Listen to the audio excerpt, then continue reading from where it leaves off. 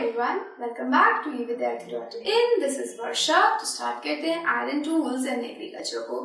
Iron tools जो होते हैं हमारे बहुत सारे डिफरेंट होते हैं, लेकिन आयरन जो है आज जहाँ हमें लगता है कि आयरन तो हर जगह मिल जाता है, ऐसा नहीं है।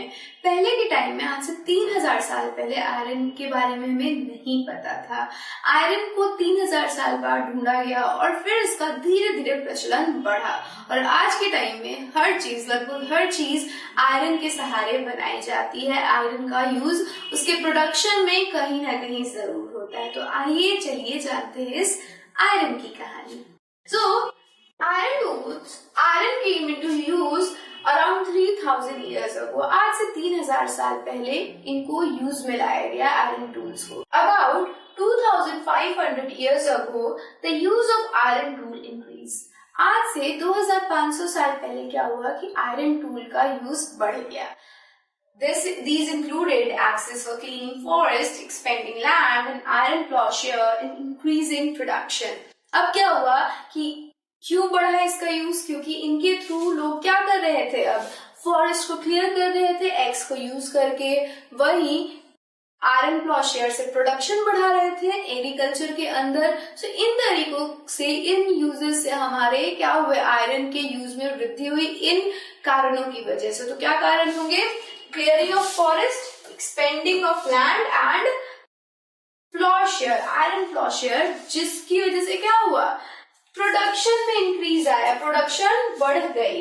सो दीज आर द रीजन। हम क्या देखेंगे, धीरे धीरे आयरन की यूज में इंक्रीज। नेक्स्ट देखते हैं, some of the largest collection of iron tools and weapons were found in megalithic burial.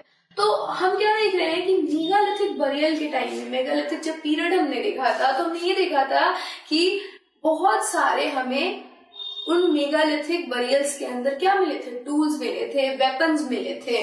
सो ये यही बता रहा है कि बहुत सारे कलेक्शन हमें इन मेगालिथिक बरियल के अंदर देखने को मिले थे जब हमने उसकी खुदाई करी। Around 2500 years ago, there is evidence for growing use of iron tool. So evidence हमें मिले हैं कि 2500 साल पहले क्या हुआ था, आयरन टूल में अचानक से वृद्धि हो गई। These included axes for clearing forest and ploughshare. और हमने जैसा कि देखा कि फॉरेस्ट क्लियरिंग के लिए, फॉरेस्ट को साफ करने के लिए, लैंड के एक्सपेंशन के लिए किसका यूज होने लग गया, एक्सेस का और प्लॉशेयर यानी हल का। So this is your iron tool. Next बात करते हैं हमारे एग्रीकल्चर की।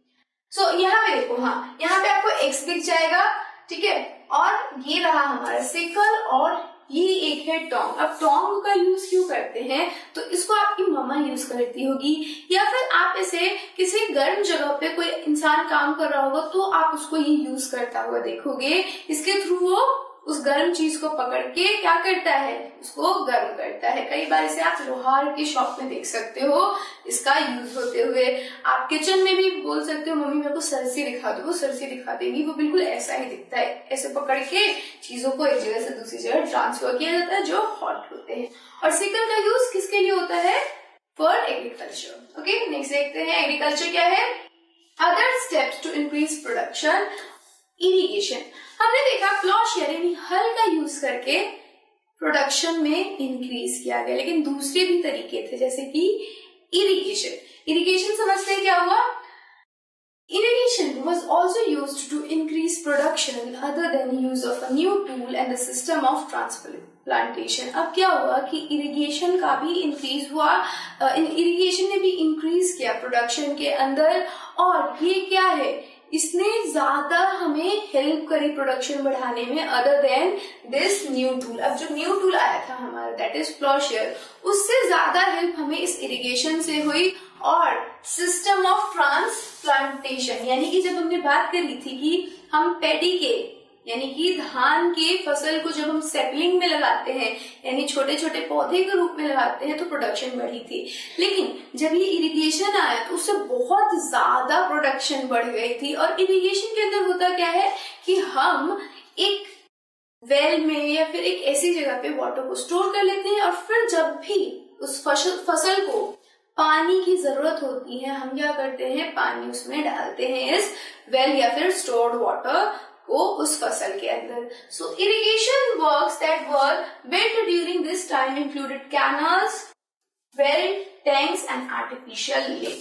तो इस वक्त क्या हुआ, अब लोग वेल्स का निर्माण करने लगे, कुओं का, नहरों का, तालाबों का, इन सब का निर्माण ये लोग अब करने लगे थे। So this was the most important invention, most important way to increase production of agriculture.